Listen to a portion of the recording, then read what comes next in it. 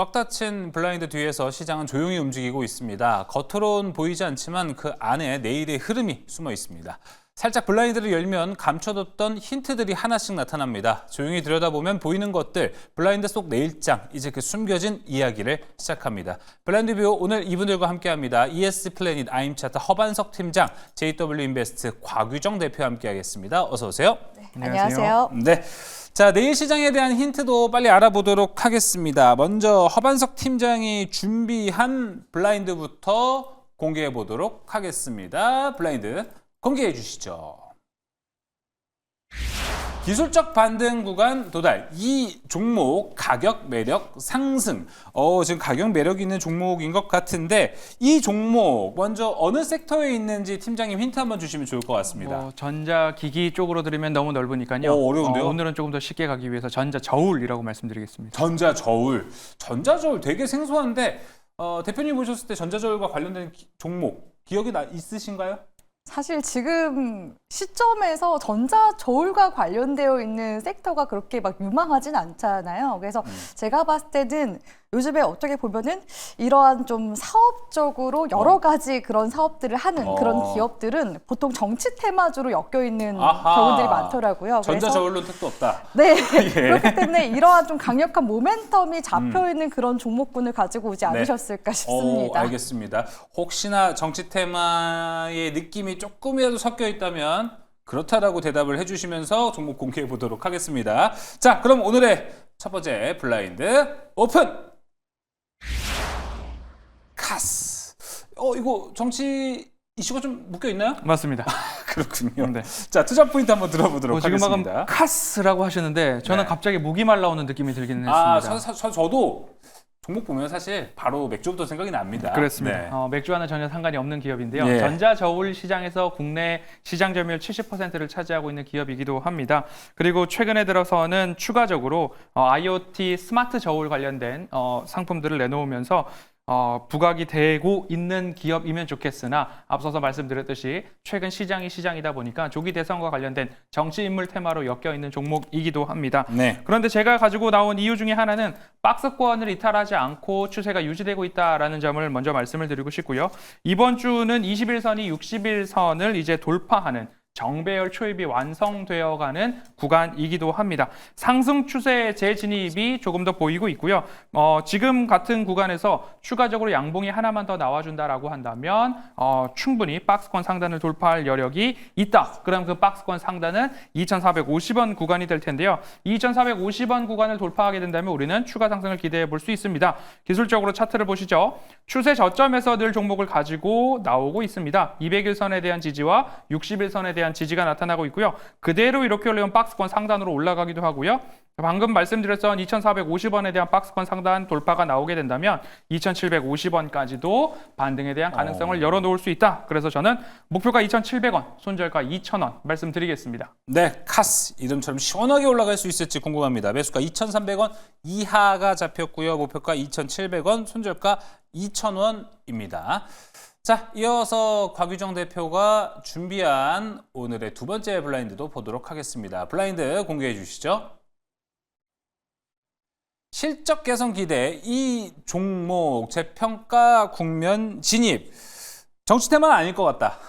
예, 네. 실적이 있으니까 아마 그렇지 않을까 싶습니다. 이 종목 섹터 얘기 좀 해주시죠. 네, 일단 아까 전에 전자저울 얘기하셔가지고 네. 굉장히 깜짝 놀랐는데 페어플레이 해주시라고 말씀드리고 싶고요. 예. 네, 제가 지난주에 엔서 쪽에서는 이제 주도주, 대장주가 될 만한 종목 하이브 가지고 왔는데 그렇죠. 이 기업 역시도 그 한한령 해제에 대한 기대감이 있고요. 이쪽 섹터에서는 이제 하이브처럼 또 대장주로 떠오를 만한 그런 종목이 되지 않을까라고 기대해볼 만한 그런 섹터라고 말씀드릴 수 있을 것 같습니다. 알겠습니다. 곽유정 대표님은 좀 한한령에 대해서 투자 포인트 확실히 좀 잡고 계시는 것 같아요.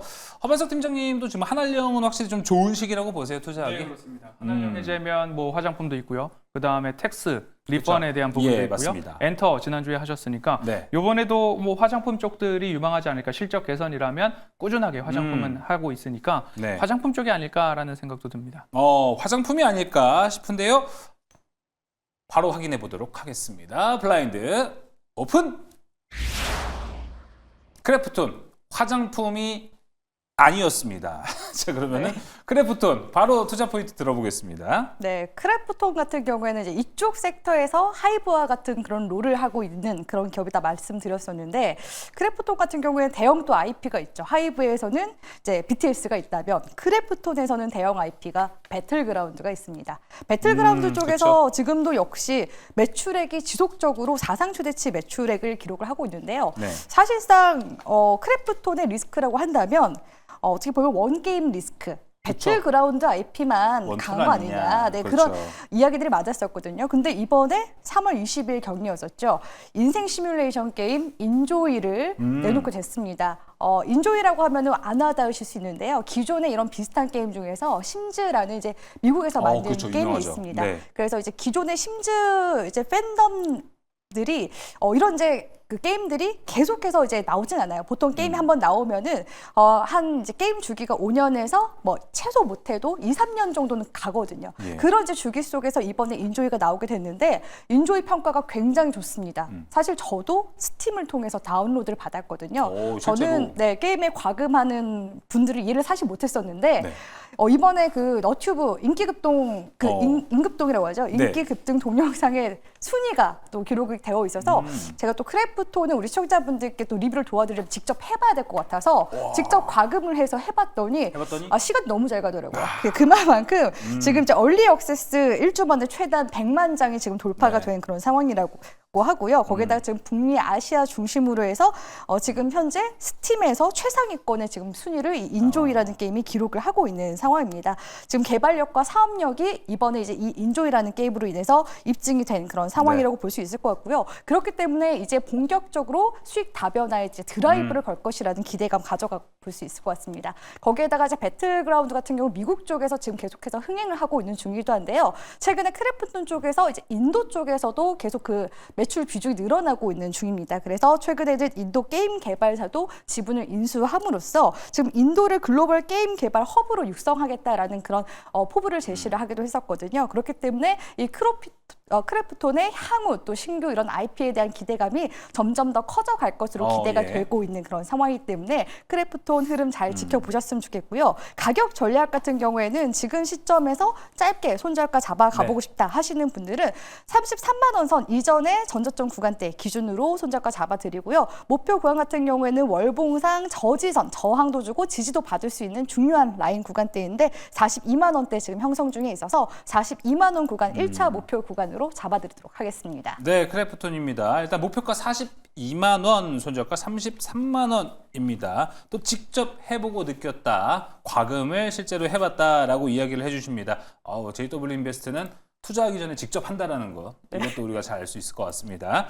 자, 그러면은 저희가 종목까지 이야기해봤고요. 내일 시장 전략 한번 짜봐야 될 것 같습니다. 먼저 허반석 팀장이 준비한 전략부터 살펴보도록 하겠습니다. 블라인드 공개해 주시죠. 자, 변동성 장세를 이길 투자 전략은 바로 이거다. 진짜 이거 너무 궁금합니다. 이거 있으면은 지금 시장에서 잘 버틸 수 있을 것 같은데 과연 뭔지 바로 오픈해 보도록 하겠습니다. 블라인드 오픈! 하방지지 기대. 하방지지가 기대되는 종목입니까? 뭡니까? 하방지지의 기대라는 겁니까? 이제 예. 하방 지지에 대한 기대감으로 투자 전략을 세워보자라는 오, 의미인데요. 시간 관계상 제가 굵직굵직한 키워드 중심으로 여러분께 말씀을 드려보도록 하겠습니다.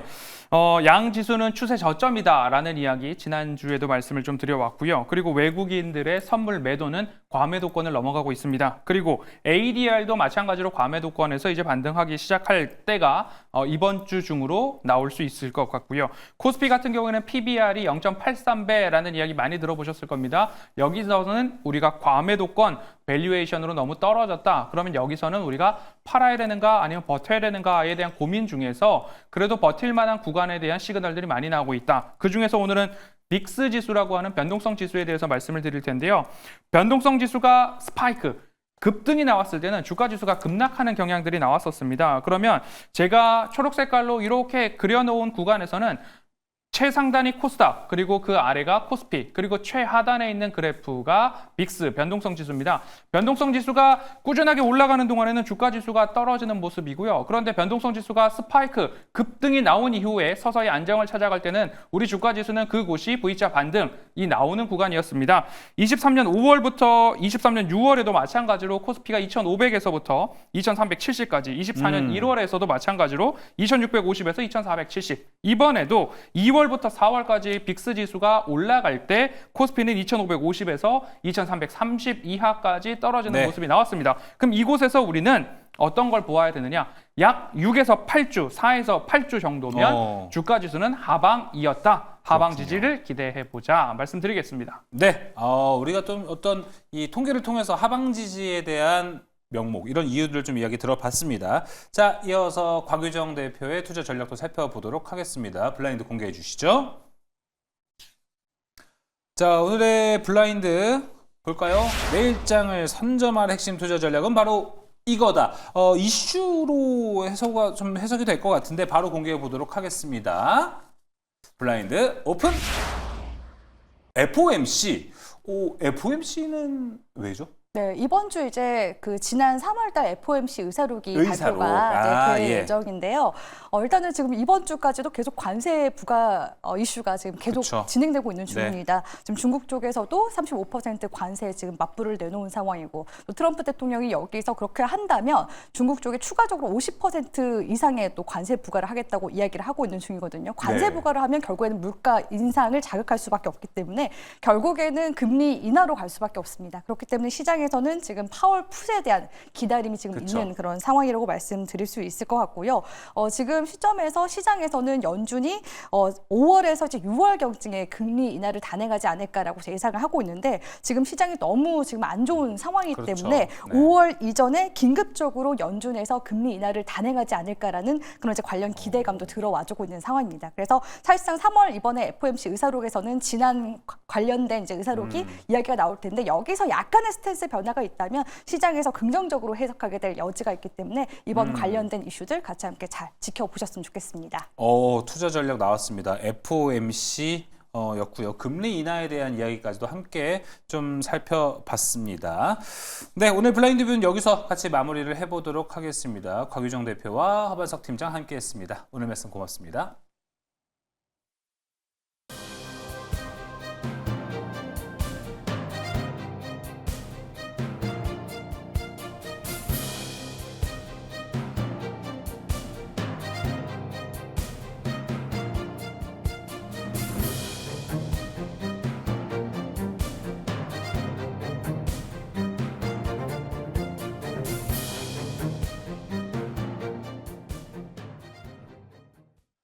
네, 오늘의 증시는 녹록지 않은 상황 속에서도 희망을 품고 한 걸음 더 나아갔습니다. 시장의 변동성을 딛고 올라선 지수는 투자자 여러분의 간절한 마음과 뚝심 덕분입니다. 때로는 힘들고 흔들리지만 결국 봄은 찾아오듯 우리의 계좌에도 따뜻한 햇살이 비칠 날이 다가오고 있습니다.